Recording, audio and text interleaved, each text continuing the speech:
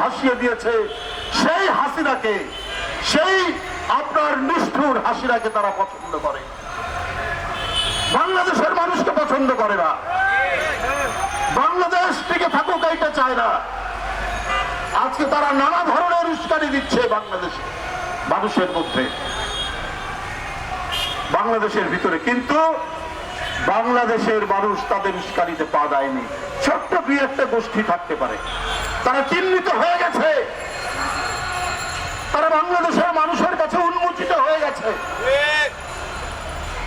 পার্শ্ববর্তী দেশ যে আমাদের এখানে উস্কানি দিতে পারে এটা গোটা জাতি ধরে ফেলেছে। আমাদের ঐক্য ইস্পাত কঠিন ঐক্য, এই ঐক্য কেউ ভাঙতে পারবে না। তাই আমি আজকে বলবো, আমরা ওদের দেশের পতাকা নয়, তাদের দেশের স্বাধীনতা পতাকাকে আমরা সম্মান করব। ওরা যদিও আমাদের পতাকাকে অসম্মান করেছে, কিন্তু আমরা ওদের পণ্য বর্জন করব। বন্ধুরা আমার, একটি পুরনো শাড়ি আমার বাসায় আমার স্ত্রীর ছিল, আমার স্ত্রী আমাকে দিয়েছে একটি শাড়ি, ইন্ডিয়ান শাড়ি আছে, আমি বলছি দিয়ে দাও, সে দিয়ে দিয়েছে।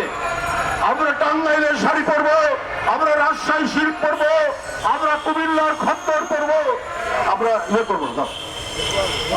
বন্ধুরা আমার, এই ইন্ডিয়ান শাড়ি,